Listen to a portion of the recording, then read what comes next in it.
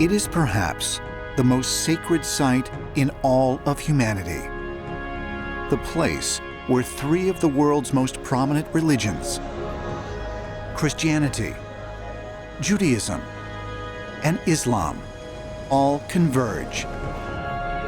It is the heart and soul of what is called the Holy Land.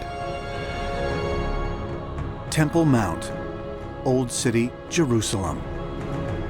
And this 35-acre plateau, surrounded by ancient walls, has been considered sacred for thousands of years.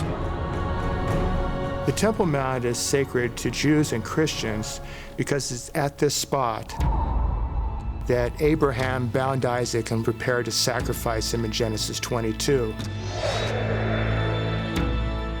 For Muslims, this site is sacred because it's from the rock, where the Dome of the Rock today stands, that Muhammad ascended into heaven. What we have on the Temple Mount really is a mixture of three religions, and each one of them has got an aspect to it which makes the place even more important. But in origin, really what we have is a place where God touched down on planet Earth. And ever after, this is the place where communications with the afterlife or the divine realm is to be made. Each year, millions of pilgrims come to Temple Mount to worship God and celebrate holy occasions. But why? In the 10th century BC, King David and the Israelites chose this rocky high ground to build a great temple. This was the site that David, the great king of Israel, had conquered. And so it already had a kind of a blessing about it, because this was where the people of Israel were destined to center their lives in this sacred kind of place. According to the Bible, King David, who had just made Jerusalem his capital, wanted to build in it a house for the Lord. But for reasons that aren't entirely clear, he didn't do so, and it was his son Solomon who built the first Jewish temple. Completed in 957 BC by David's son, King Solomon, the temple was said to house the Ark of the Covenant. The sacred chest, believed to have contained the stone tablets on which the Ten Commandments were written. But according to many ancient astronaut theorists, the Ark also may have contained a power source of extraterrestrial origin. In the Bible, you read about the Ark of the Covenant. Moses was ordered to go to the Holy Mountain, and the Lord gave Moses instruction to construct the Ark of the Covenant. As we know later, the Ark of the Covenant was something very, very dangerous. Solomon installed it in the temple, and it served as the focal point of the temple in its innermost room, the Holy of Holies, into which only the chief priest, the high priest, could go. It's in this innermost sanctum, the Holy of Holies, where God was viewed as resident. So in a sense, the Ark of the Covenant was God's throne in the Holy of Holies, and the place where God reigned from Jerusalem. According to the Talmud, a central text of Judaism, King Solomon possessed a magic ring with a special symbol called the Seal of Solomon, today known as the Star of David. This special ring would allow him to accomplish things beyond what mortals could usually accomplish. And part of what he could do with that ring, with the seal on it, was control the demons. And that gave him a kind of power and an ability in the construction of that temple that others would never have had. According to Islamic text, King Solomon also had a magic carpet of green silk, sufficient for his throne and all his forces to stand on. Now, magic carpets, do they exist? Of course not.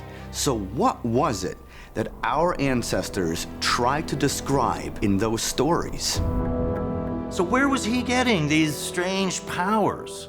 Was he really in contact with extraterrestrials who had literally given him a spacecraft to fly around in?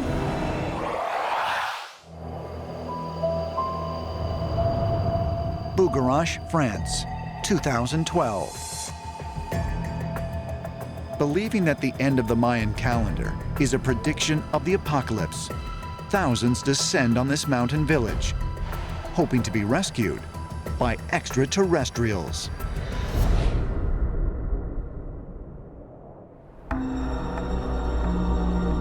Bugarach has been known as a holy mountain since time immemorial in this part of France.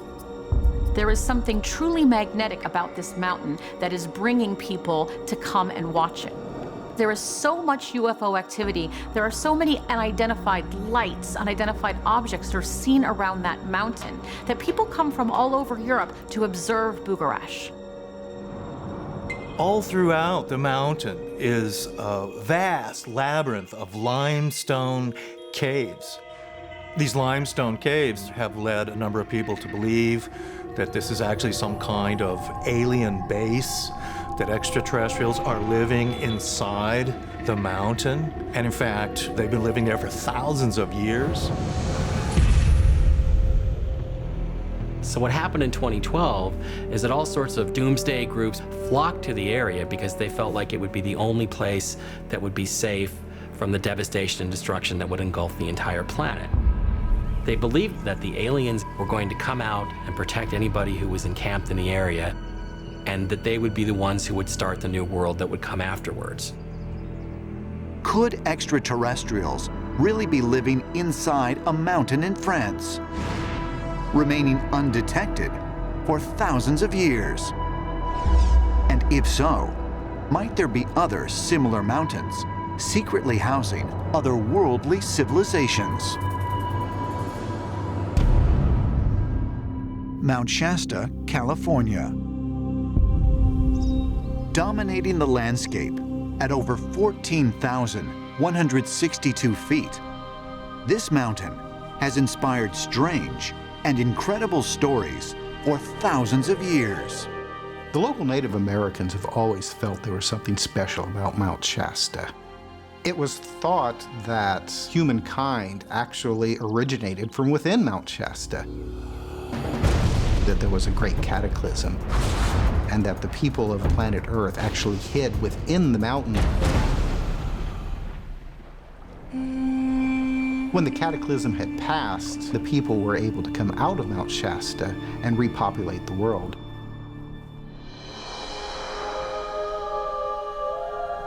A book came out in the 1890s proposing the idea that there was a culture that lived within subterranean chambers in Mount Shasta.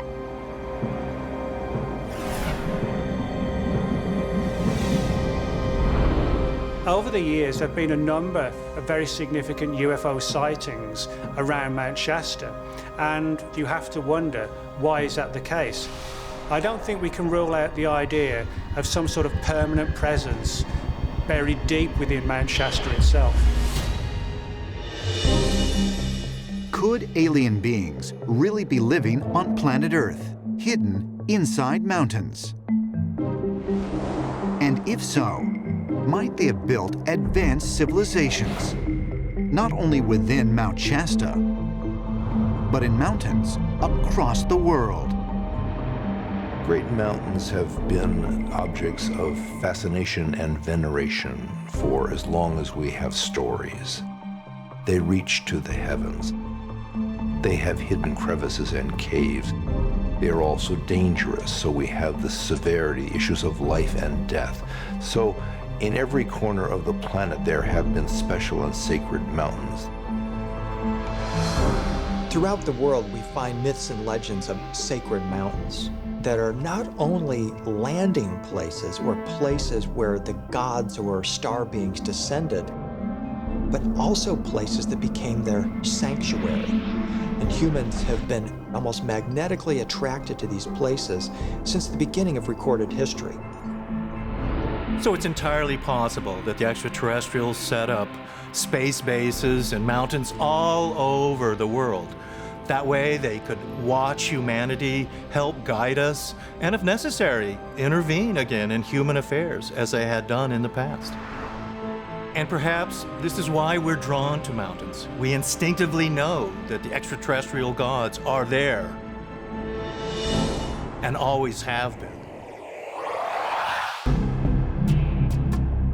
Western India, April 28, 1819.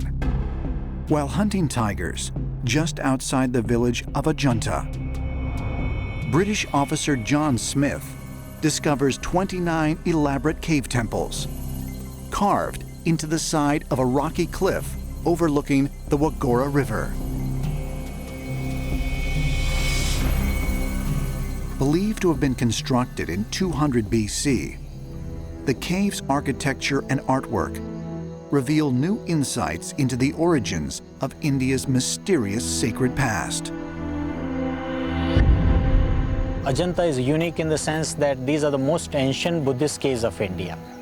Here they started the work from 200 BC, and this work continued till the end of 6th century AD. After 7th century AD, Buddhism started declining all over India. And all these caves were abandoned. Nobody was living here. And so in course of time, a dense forest was grown up here, and all these caves were covered under vegetation. As you walk into the Ajanta caves, you see all kinds of temples carved out of solid rock, niches and alcoves, even statues, but it's all been carved out of one giant block of rock. Visited yearly by thousands of Buddhist worshippers, the caves are considered sacred even to this day. Built as holy shrines and temples by devoted monks, they contain numerous places of worship, complete with paintings and sculptures depicting the life and times of the Supreme Buddha, often referred to as the Enlightened One.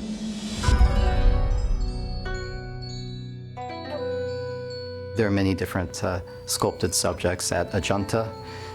Many of the sculptures are of the Buddha. In addition to those sculptures, there are various depictions of other mythological beings. These are called jatakas. These jatakas show these previous lives, and these lives could be related to, say, the Buddha being born as an animal, being born as a deity, or being born as a human. Even today, modern engineers are baffled as to how the caves could have been cut from the 70-foot-high granite cliffs more than 2,000 years ago.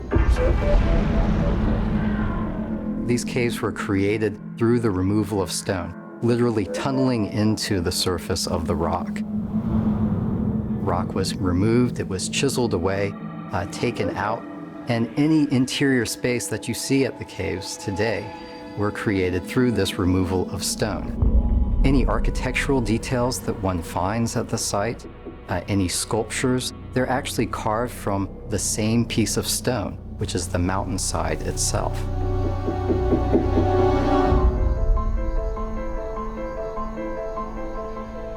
According to researchers, the Ajanta complex is significant because of the deliberate positioning of the caves around the cliffs, an arrangement that reveals an unusually advanced understanding of celestial activity. The caves are carved into this horseshoe bend and are oriented in various directions. Some are oriented towards the west, others to the south, and some are oriented to the east so that they are oriented towards the rising sun. It does seem to be the case that ancient peoples in India were very much interested in the universe and the relationship of heavenly bodies.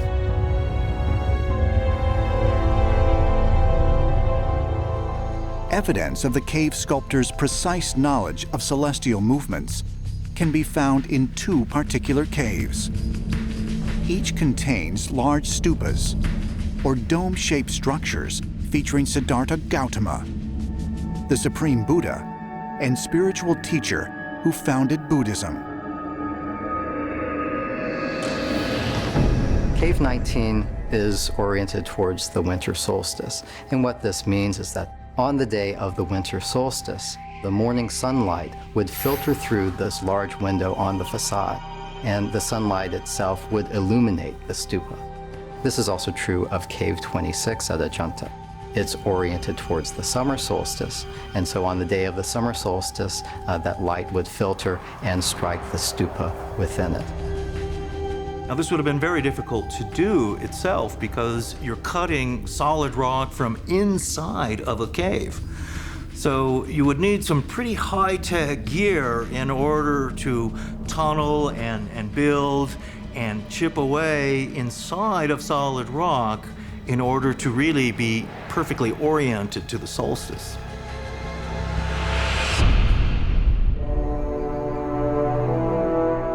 Might the Ajanta caves have been constructed with the aid of advanced alien technology, as ancient astronaut theorists believe?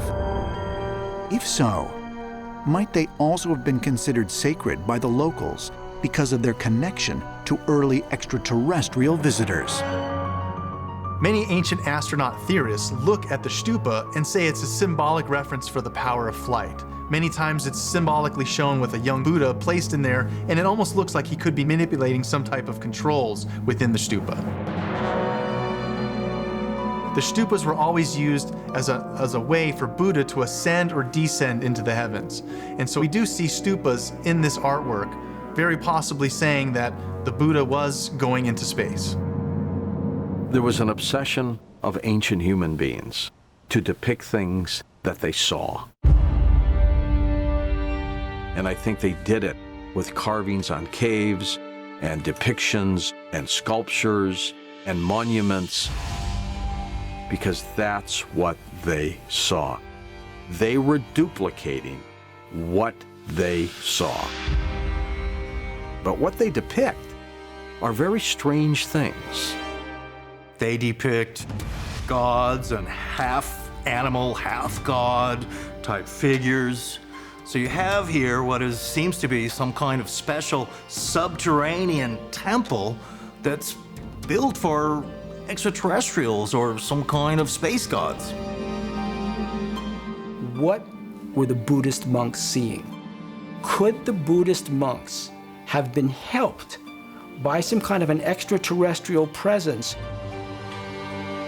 The ancient astronaut theory suggests that if we find paintings or carvings of half man, half animals, that means that those creatures at one point really existed because they were genetically created by extraterrestrials. The Valley of the Kings, Egypt. The Taj Mahal, Agra, India. And King Pakal's tomb, Palenque, Mexico. Spectacular burial sites that date back thousands of years are found across the world. According to mainstream researchers, these locations are the final resting places for ancient leaders. But might they also serve a more profound, perhaps extraterrestrial purpose?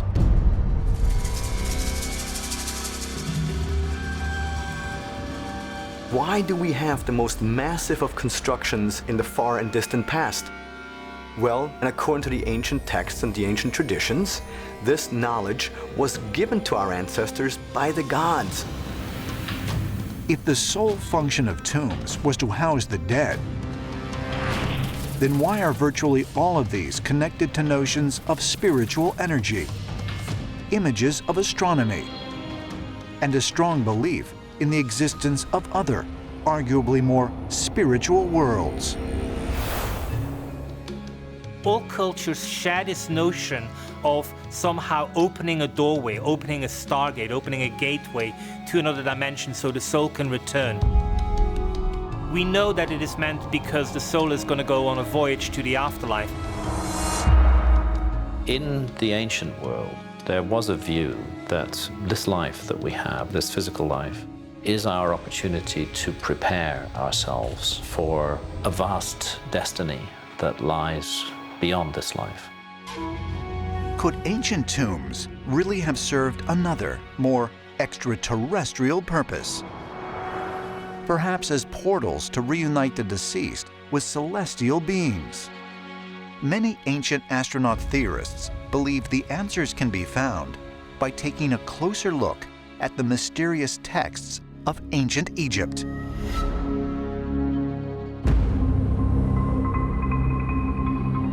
Saqqara. Situated on the west bank of the Nile River, 20 miles south of Cairo, this archaeological site is one of the oldest and largest burial grounds in all of Egypt. Egyptologists called these monuments tombs, but to the Egyptians they were not tombs. They were gateways to the afterworld. It is through these structures that the king will begin a journey into the underworld in order to face obstacles, dangers, and threats. And if he would overcome these threats, he would be given passage into the afterlife kingdom of Osiris.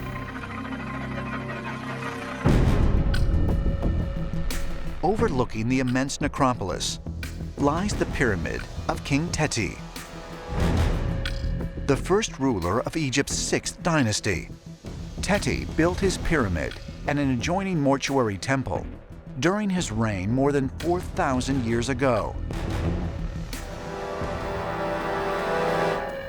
I'm walking on what's left of the ancient causeway of King Teti I. That's his pyramid. And here is his very much ruined mortuary temple. Now, this pyramid is very important. It contains the oldest religious writing in the world, the pyramid texts. According to archaeologists, the pyramid texts are a collection of ancient Egyptian religious writings that date back to 2400 BC. They contain passages about Osiris, the Egyptian god of the afterlife, and descriptions of how to prepare the pharaoh's remains during his ascent to the heavens after death. The pyramid texts are all about the stars. It's all about the king becoming a star. It's all about the king ascending to the sky and joining Osiris, Orion in the sky. But according to ancient astronaut theorists, the pyramid texts didn't only guide the pharaoh to an afterlife. They actually provided instruction on how the pharaoh could travel to other worlds. What is important to realize is that the ancient Egyptians say that about 25,000 years ago, the gods lived amongst them. Then they disappeared again. What the pyramid texts are saying is that we, the ancient Egyptians specifically of course, are able to reach the gods again. For this we have to die, but once we're dead, we're able to join the gods once again. What we're talking about is some kind of other dimensional travel for the soul to undertake.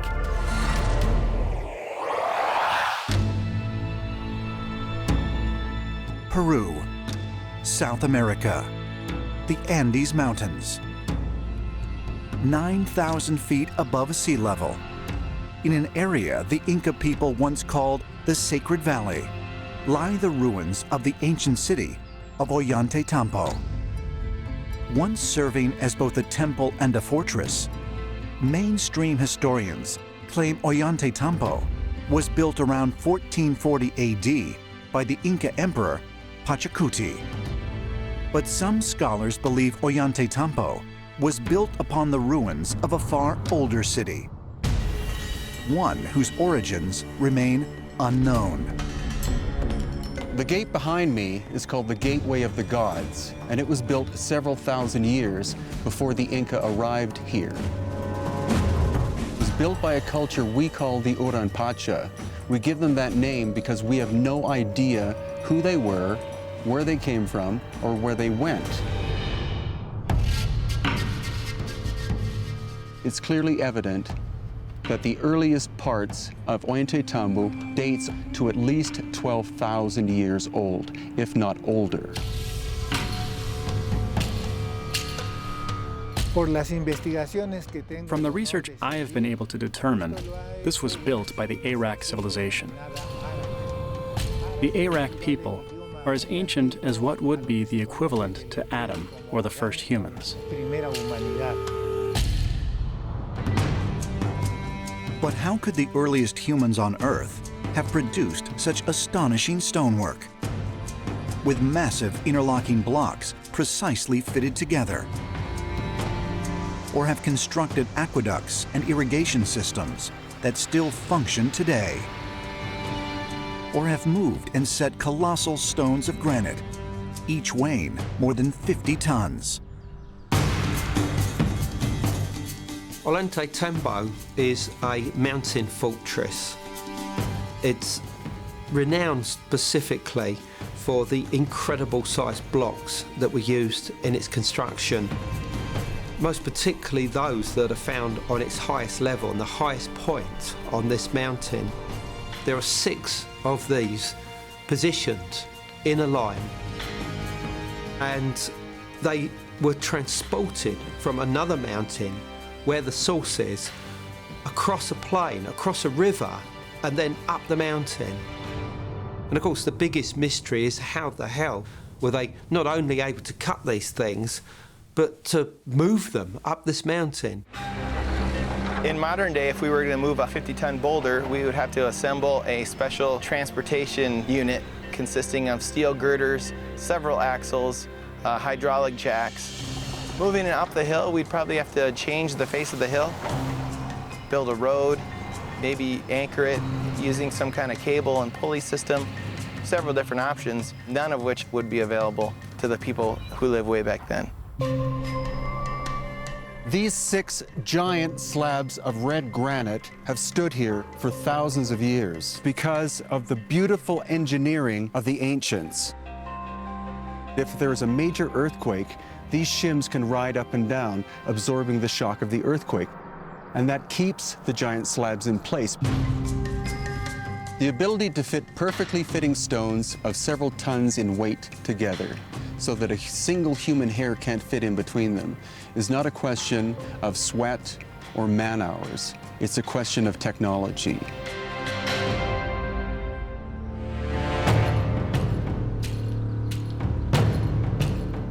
Mainstream archaeologists claim the dense hard granite was cut and shaped by means of stone or bronze tools. But evidence of such tools has never been found at the site. And stranger still is the means by which the mammoth rocks are bonded into place, as if fused together by an unknown form of energy. It's almost as if 2 stones were leaned together and they infused it with some type of high radiation beam or a laser that would then fuse the rocks together. They could then stack a 3rd rock and create another fused area. There is no explanation for how they had the ability to create such a high heat source and fuse these rocks in such an intricate fashion. Caral has only been excavated for possibly the last 20 or 30 years. It was a huge trading center that connected the coast of Peru, the highlands of Peru, and even the Amazon jungle 4,500 years ago. Aside from featuring the remains of many impressive ancient structures, Caral appears to have been designed very much like a modern metropolis, with specific districts dedicated to various trades, along with dwellings for as many as 3,000 inhabitants. At Caral, we've got this incredible urban planning. It has indications of the use of science. Definitely engineering, definitely mathematics when we start looking at the planning, the structure of these particular sites. It's a huge complex. They're discovering more and more of it. So as you drive off the highway towards Caral, there are ruins on the left side and the right side going on for miles. So it was a very major center. Probably the most incredible thing is the central pyramid. It's quite massive and the excavations are ongoing. Standing some 90 feet tall, the Great Pyramid of Caral occupies an area of 5 acres, or nearly 4 football fields. A 30-foot wide staircase rises from a sunken circular plaza at the base of the pyramid, passing over 3 terraced levels, until it reaches the top of a platform that features the remains of a large atrium and some kind of structure designed for continuous burning. But just what was its purpose?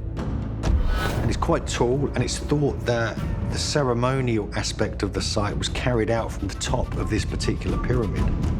And the chief priest or shaman could actually see over the whole domain of Caral and actually almost see to the coast on a clear day. And so it could have been used for astronomical observations. Recently unearthed archaeological evidence suggests that during the same period, approximately 4,600 years ago, while ziggurats were being built in Mesopotamia, as well as the step pyramids in Egypt, incredibly similar structures were being constructed in Caral. Was this by pure coincidence? Ancient astronaut theorists believe the evidence suggests they could be profoundly connected. It's almost as if there was some kind of syzygy going on between Egypt and the Caral civilization of northern Peru at exactly the same time.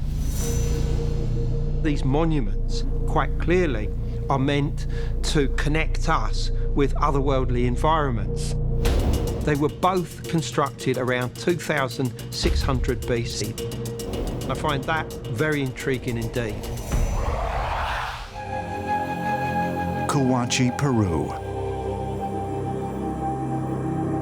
2,000 years ago, this ancient settlement served as the religious and cultural capital of the Nazca people. But sometime around 500 AD, the Nazca mysteriously disappeared, leaving Cahuachi to fall into disarray. 1,400 years later, in 1910, anthropologist Alois Hurlichka came to Cahuachi to study the ancient Nazca civilization. During a dig, he unearthed some of the most surprising and shocking artifacts he had ever seen.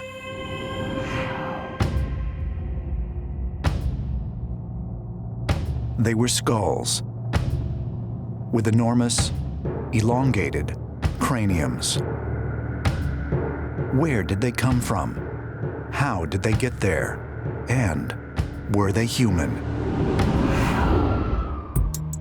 In Peru, we find these weird, elongated skulls. And they're bizarre looking. I mean, and these people look like aliens.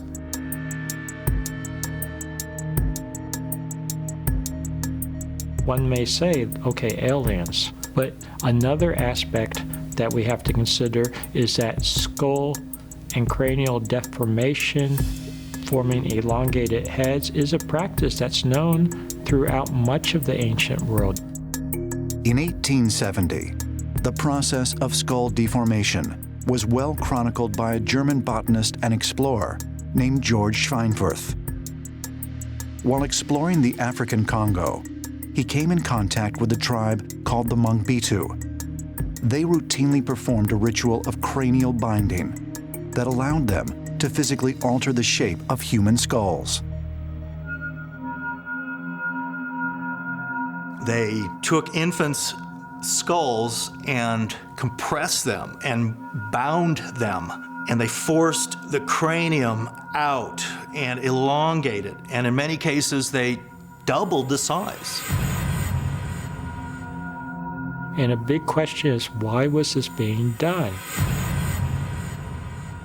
It may have been a way to distinguish the elite, perhaps, from the everyday people, may have been a social stratification type of issue.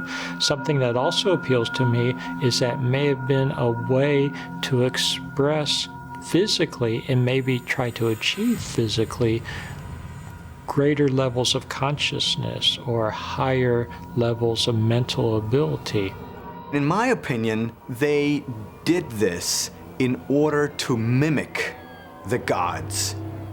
And those gods were physical beings, because if they were just a figment of our ancestors' imagination, I don't think that's a compelling enough reason to expose your children to such a ritual to achieve that type of look. And in my opinion, these people were misinterpreted flesh and blood space travelers.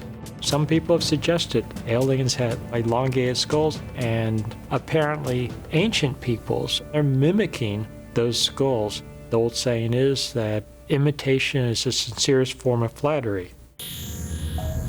Although there have been many images that attempt to depict what aliens might actually look like, one in particular has come to dominate the public perception.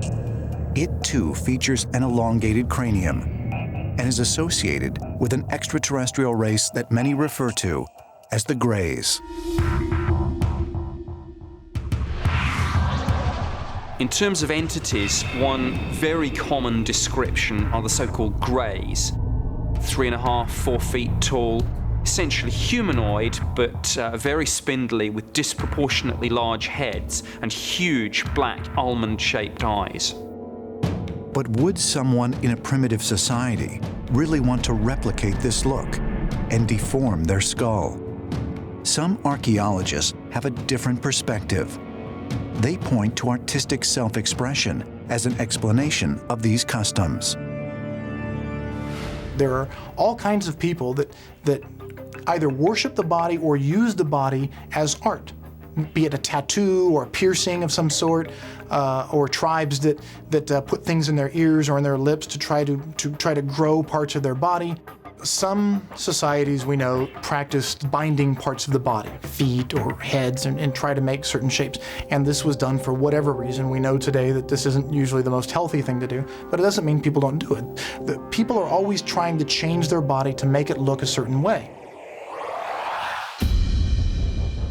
While exploring a burial site near Caral in 2003, archaeologist Alvaro Ruiz made a remarkable discovery.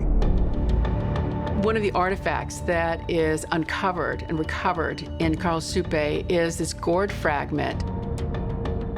And on this gourd fragment is an image of this, what has come to be called a staff god. So it's this little guy, and he's standing, holding what appears to be a staff in each of his hands. Incredibly, radiocarbon dating of the gourd fragment revealed that it is roughly 4,300 years old.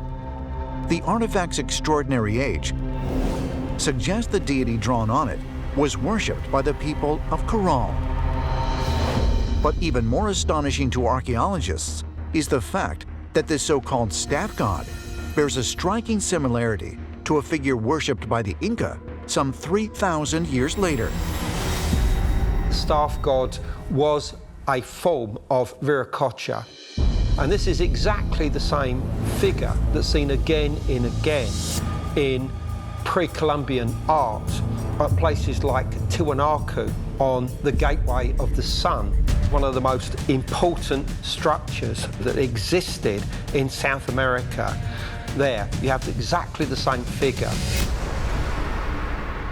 The real name of Viracocha is Contexe Viracocha Pachayachache, which means the one who knows how to organize the time and space. And he was teaching all the knowledge of civilization, how to domesticate animals, how to create tools, how to heal themselves, how to build houses and everything. Viracocha was the primary deity of the Andes, going back many thousands of years. He was thought to be the founder of all the ancient sites we see in Peru and Bolivia today, including Tiwanaku, Cusco, Sacsayhuaman, Machu Picchu, and many others. And he formed them and built them along this alignment called the Path of Viracocha, which stretches southeast to northwest across the whole country. So we see basically everything that becomes civilization, that become the Inca, we see in Caral Supe.